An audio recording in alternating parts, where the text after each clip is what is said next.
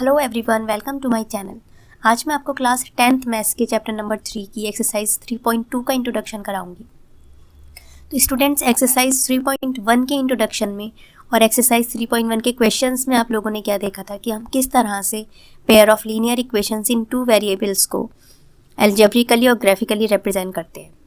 तो ग्राफिकली जब हम रिप्रेजेंट करते थे तो हमने दो इक्वेशंस ली और दो इक्वेशंस को जो हमने कोऑर्डिनेट्स को प्लॉट किया तो दो लाइंस इस तरह से आ गई जैसे कि एक दूसरे को क्रॉस कर रही हैं, इंटरसेक्टिंग लाइंस आई, कभी पैरेलल लाइंस आई और कभी कोइंसिडेंट लाइंस आई।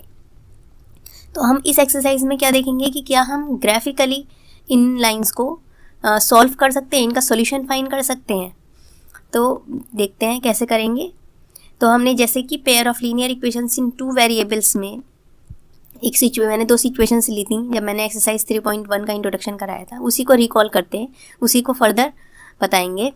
देखिए, सम ऑफ टू नंबर्स हमने माना था 8 है और डिफरेंस ऑफ टू नंबर्स 4 है।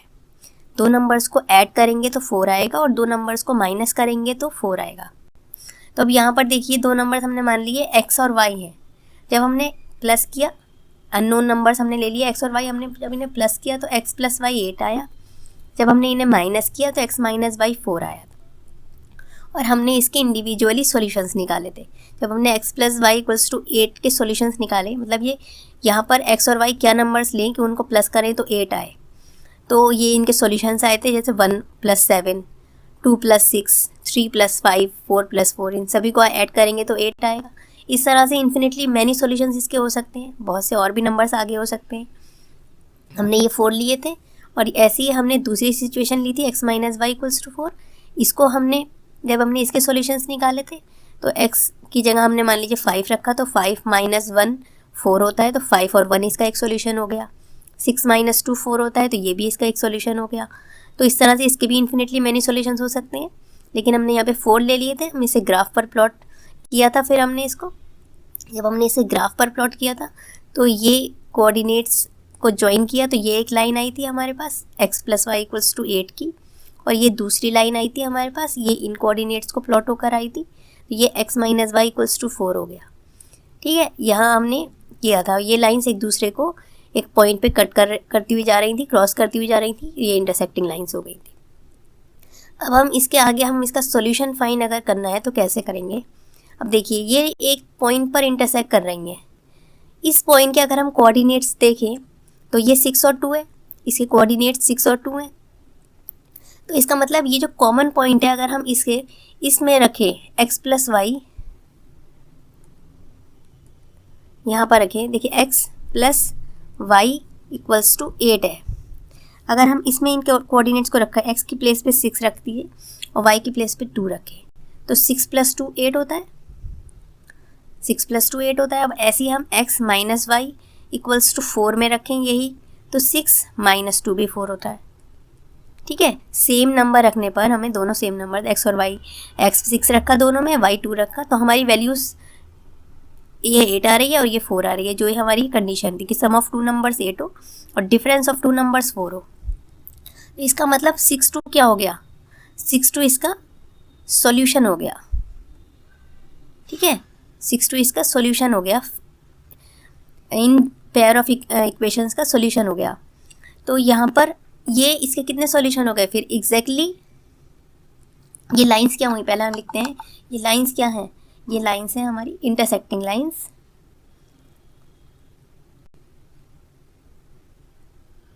Intersecting lines. ठीक है, और इनके सॉल्यूशन की बात करें तो इनके कितने सॉल्यूशन हो गए, exactly 1 solution. Pair of linear equation in two variables का यहाँ पर जब दो लाइंस इंटरसेक्ट कर रही हैं तो इनका एग्जैक्टली 1 सॉल्यूशन आया।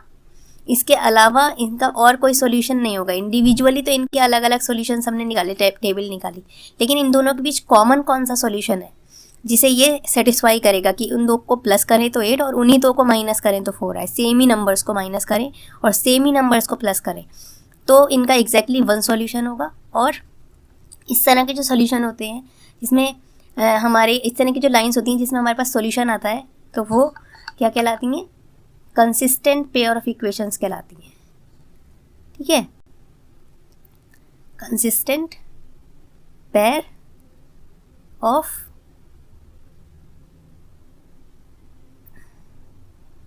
इक्वेशंस। ठीक है,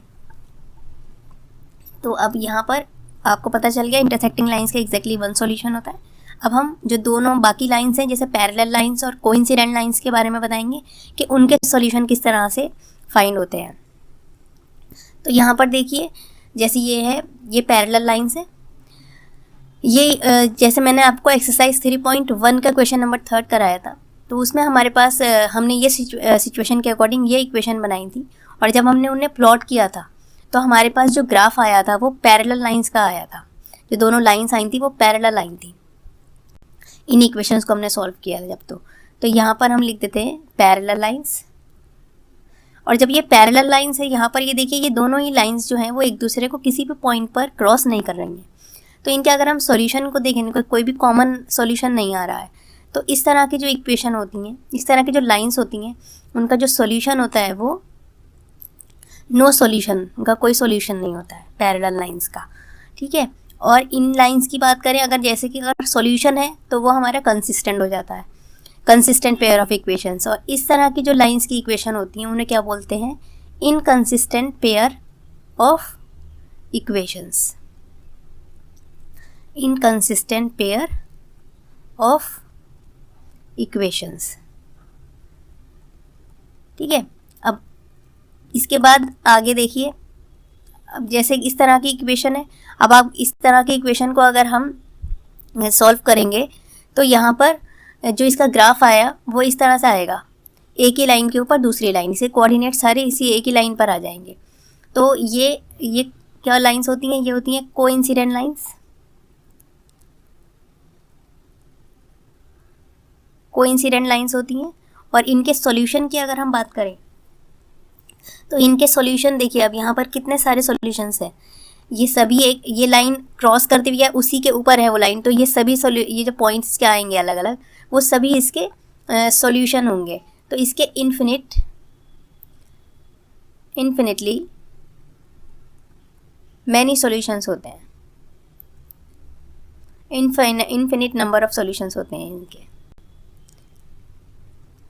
ठीक है, और यहाँ पर ये डिपेंडेंट पेयर, अगर हमारे इनफाइनाइट नंबर ऑफ सॉल्यूशंस आते हैं तो वो कंसिस्टेंट भी और डिपेंडेंट पेयर ऑफ इक्वेशंस भी कहलाती हैं। डिपेंडेंट, यहाँ मैं लिखती हूँ कंसिस्टेंट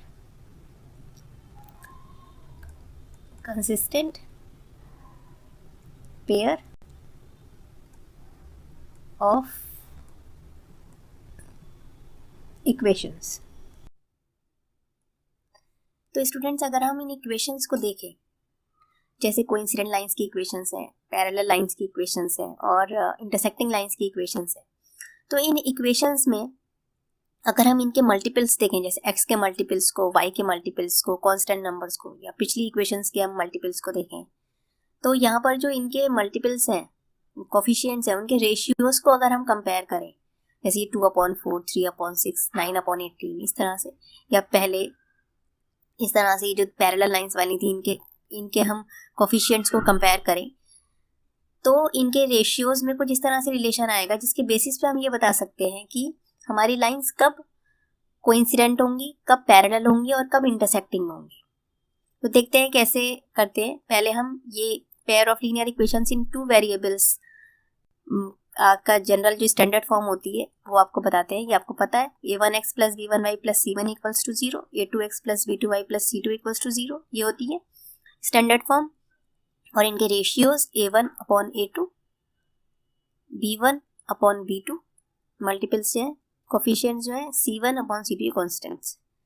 अब इनके रेशियोज ये होते हैं। अब हम देखेंगे कि किस तरह से हम इसे यूज करेंगे इसके साथ में इक्वेशन के। ये इक्वेशन मैंने ली है, ये वही पेयर ऑफ लीनियर इक्वेशंस हैं जो मैंने अभी सिचुएशन ली थी जहाँ पर हमारी लाइंस इंटरसेक्टिंग आई थी, वही हम इसको इनके रेशियोज को कंपेयर करेंगे। तो हमने पहले ये लिया x + y = 8। ठीक है, अब हमने इसको इससे इधर लेकर आए तो ये -8 हो गया, -8 = 0। अब हम इसे कंपेयर कर देंगे, a1x + b1y + c1 = 0। और अब हम देखेंगे a1 हमारा क्या आ रहा है, यहाँ पर x का मल्टीपल 1 है तो a1 1 हो गया। यहाँ b1 y का मल्टीपल है ये, तो ये y की मल्टीपल को देखा 1 है। और c1 -8 है, माइनस में है तो माइनस में लिखेंगे। अब दूसरी इक्वेशन हमने ली, ये है x - y = 4। अब इसको भी कंपेयर करेंगे हम। पहले हम इसे भी स्टैंडर्ड फॉर्म में लिख लेते हैं। ये हमने स्टैंडर्ड फॉर्म लिख ली, इक्वल में 0 हो गया। अब ये a2x + b2y + c2 = 0। तो वैल्यूज क्या आ रही हैं हमारी, a2 1 आ रही है, b2 -1 है और c2 -4 है। अब ये a1 और a2 इसको अपॉन किया, a1 अपॉन a2, तो a1 है 1 और a2 है 1। ठीक है, अब हमने इसको कंपेयर किया b1 अपॉन b2, तो b1 है 1 और b2 है -1। अब फिर c1 अपॉन c2, ये है -8 और ये है -4, से कट किया तो ये 2 आएगा। तो हमने क्या देखा, a1 upon a2 is not equal to b1 upon b2। अगर a1 upon a2 is not equal to b1 upon b2 आता है, दैट मीन्स हमारी लाइंस क्या होंगी, इंटरसेक्टिंग लाइंस होंगी। ठीक है, क्या लाइंस होंगी हमारी, इंटरसेक्टिंग लाइंस होंगी अगर a1 upon a2 is not equal to b1 upon b2। और जब इंटरसेक्टिंग लाइंस होती हैं तो इसका सॉल्यूशन हमेशा एक ही सॉल्यूशन आता है, एग्जैक्टली वन सॉल्यूशन। और जो इसका पेयर ऑफ इक्वेशंस होती हैं वो कैसी होती हैं, कंसिस्टेंट। ठीक है, कंसिस्टेंट पेयर ऑफ इक्वेशंस।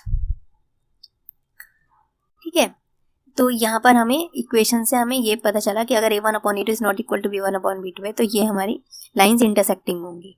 आगे देखिए, सेकंड में मैंने वही सिचुएशन ली है जहाँ पर अभी मैंने पैरेलल लाइंस दिखाई थी, और ये एक्सरसाइज 3.1 का क्वेश्चन नंबर 3 है, उसका जो सिचुएशन थी उसी को इक्वेशन की फॉर्म में मैंने यहाँ पे लिखा है। अब यहाँ पर इसको भी हम वैसे ही करते हैं। हमने पहले वाली इक्वेशन ले ली, 2x + y = 160। तो ये 2x + y और ये इधर लेकर आए तो -160 हो गया।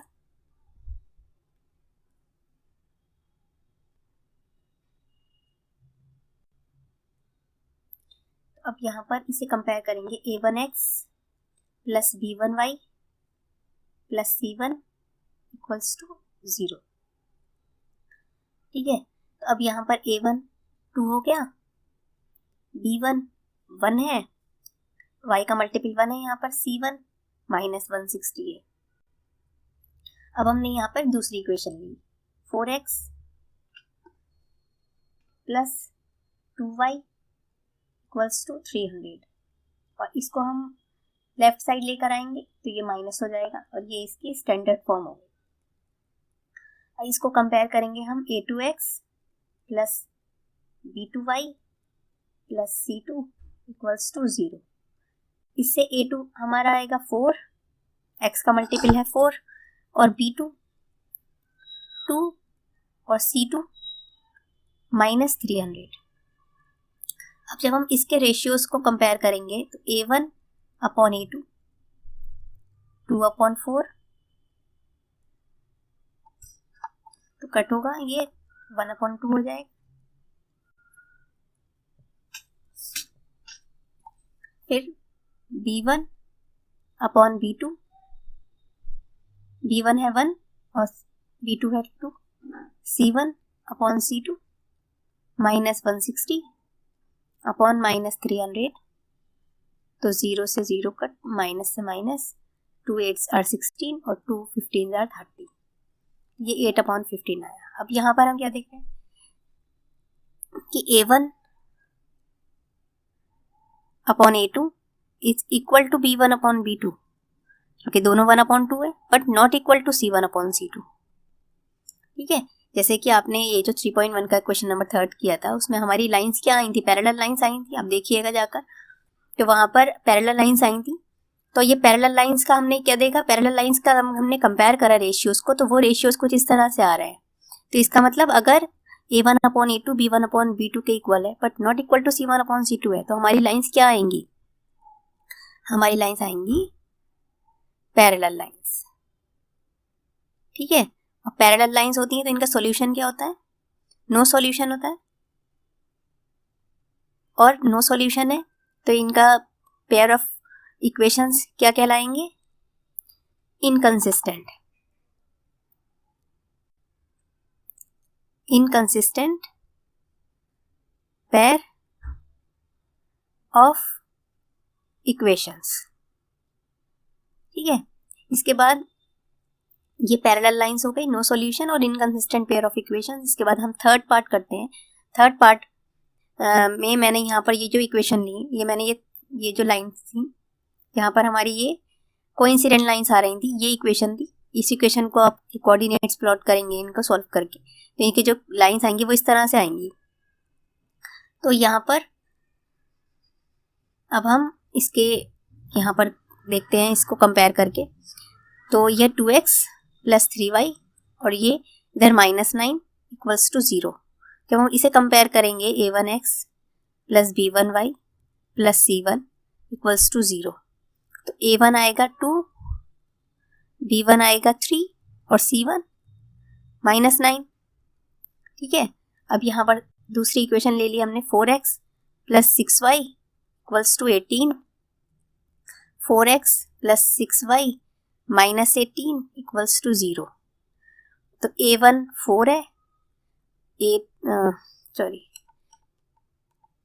यहाँ पहले इसे हम कंपेयर करते हैं। a2x plus b2y plus c2 equals to 0, तो ये a2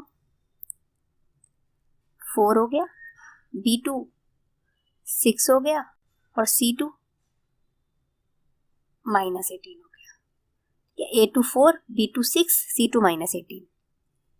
अब इनके रेशियोज को कंपेयर कर लेते हैं। a1 अपॉन a2, ये 2 अपॉन 4 है तो ये से कट किया 1 upon 2। b1 upon b2 3 upon 6 है, इसको कट किया, ये 1 अपॉन 2 आया। और c1 अपॉन c2 इसको कट किया, ये -9 अपॉन -18 है, इसको कट करेंगे तो ये भी 1 अपॉन 2 आएगा, माइनस से माइनस कट हो जाएगा। तो आपने क्या देखा कि a1 upon a2 is equal to b1 upon b2 is equal to c1 upon c2। जब इस तरह से इक्वेशंस आएंगे इनके रेशियोज इस तरह से आएंगे, तीनों इक्वल आएंगे, तो क्या हमारा सॉल्यूशन आएगा? हमारा सॉल्यूशन आएंगे इन्फिनिट। लाइंस क्या आएंगी हमारी? पहले लाइंस लिखते हैं। लाइंस आएंगी कोइंसिडेंट लाइंस जब तीनों इक्वल होंगे, और सॉल्यूशन कितने होंगे? Infinitely many solutions. और इनका जो पेयर होगा वो क्या होगा? Dependent consistent pair of equations.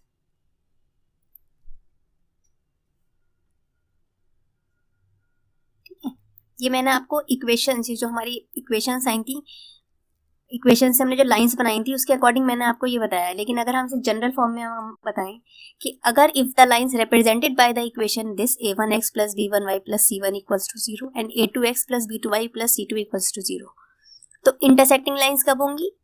Intersecting अगर है लाइंस तब a1 upon e2 is not equal to b1 upon b2। Coincident lines then a1 upon e2 equals to b1 upon b2 equals to c1 upon c2। और parallel lines, अगर parallel lines है then a1 upon e2 equals to b1 upon b2 is not equal to c1 upon c2। Okay, thank you and have a nice day. Thanks for watching, and don't forget to like, share, comment and subscribe my channel.